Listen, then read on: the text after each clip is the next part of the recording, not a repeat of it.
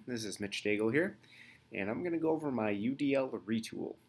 So the activity that I'm going to be retooling right now is my network cable installation activity.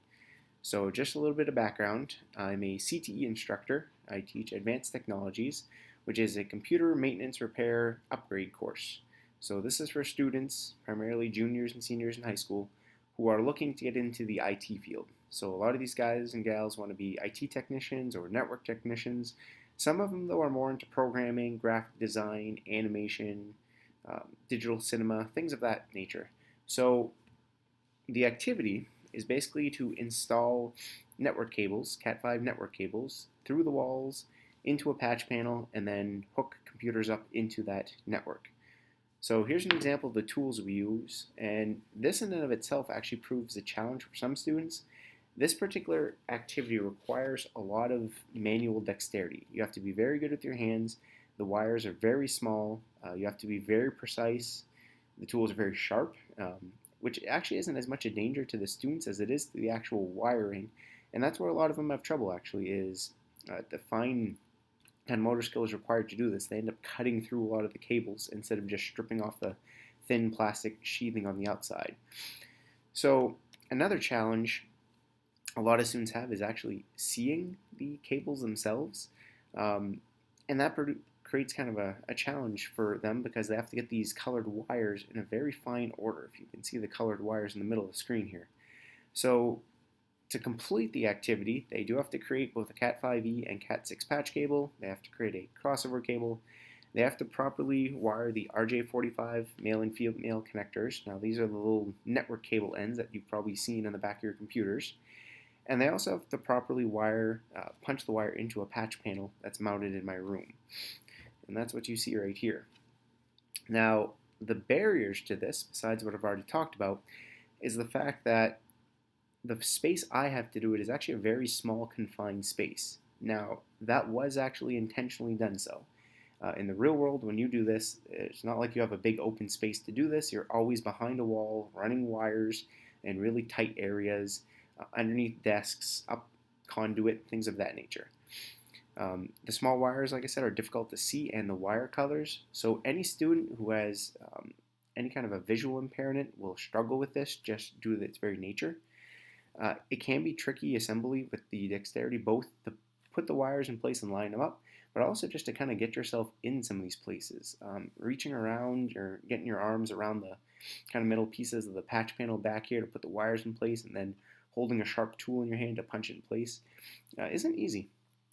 There's also multiple wiring standards, and we use the T568B standard in my class, but the A standard is used in other places. They'll see it in their book.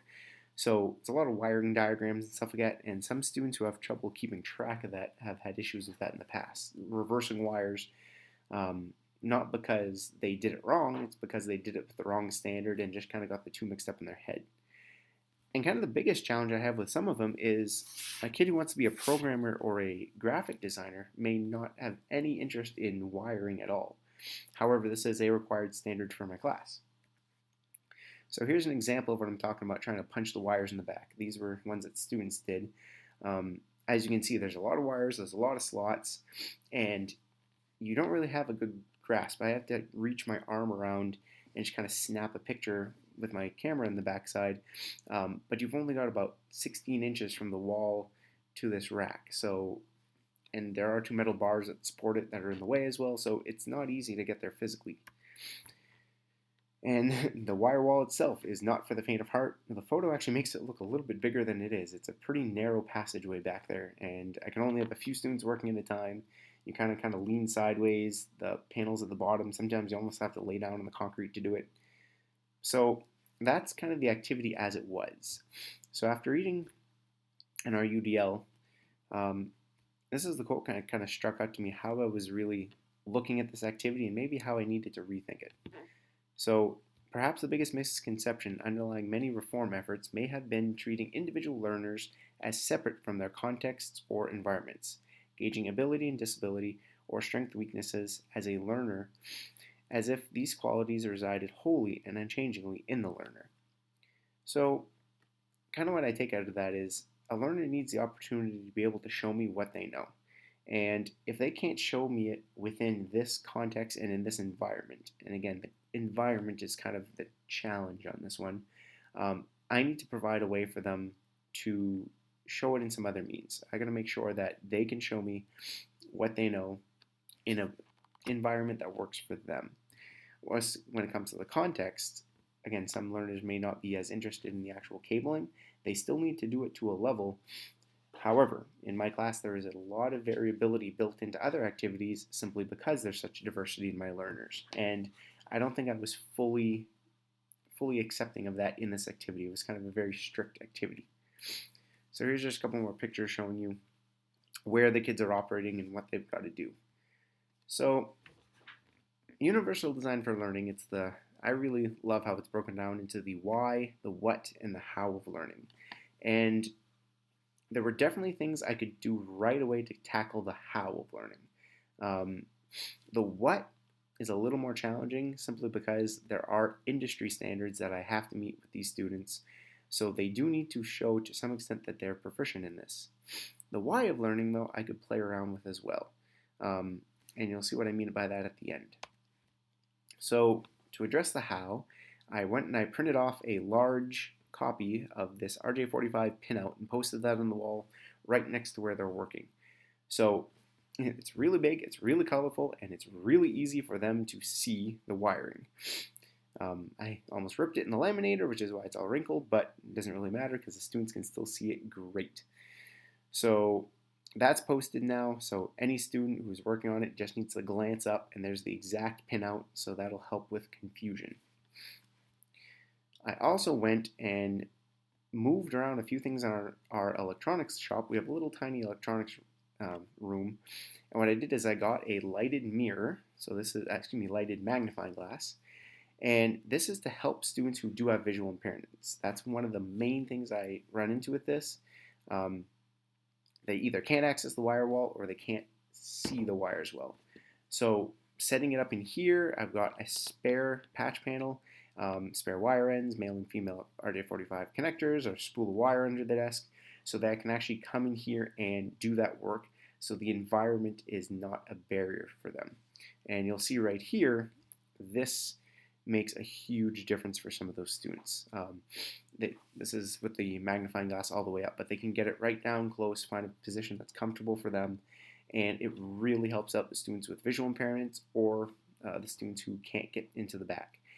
I end up having a lot of students, I've had 3 students over the years in wheelchairs, just because for a lot of them they see technology as a solution and something that can really help them in their career fields, even if it's not IT technicians. So they take my class to learn more about computer science and just computers in general because they know that could be a big asset to them. This activity is a challenge for them because of the way it was set up. So this really helps those guys as well. And for the why and what, I kind of did a little spin off this. A lot of my students are very, very, very interested in Minecraft. So I kind of made a deal with them that if they could wire everything in place, I would let them wire it into a Minecraft server and then run Minecraft all together like in a giant group for the class. So they did the wiring, and then instead of having to practice it over and over and over again, as long as they could show me they were proficient at it, they could go about configuring the server and the software that would be running on the network. So that was how I kind of went around the what and why, kind of giving them different motivation and a different outlook on it. It gave them a lot more motivation to actually do it.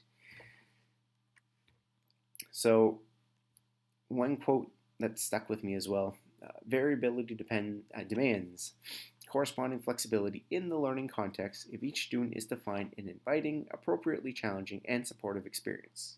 A universally designed learning environment is planned around learning goals and the predictable range of variability. Now, this is something I kind of pride myself in a little bit in my room. I get a lot of different students with a lot of different career goals and interests. Yes, they're in a IT tech class, but some of them want to be film developers and work in sports broadcasting. Some are just really good artists and they want to learn how to do that on a computer, because if you want to get into advertising, if you really want to make money with it, then you got to learn how to put that art on a computer and put it in a digital format. So I get all these kids as well. So if I was just going to run them through a straight IT course, I wouldn't be doing justice to these students. So variability is huge in my class, and I really try that in all my areas. But this networking activity was one that I hadn't really thought through the variability piece. So I think with the changes I've made in it, it will make a big difference for those students. So I thank you for listening and have a great day.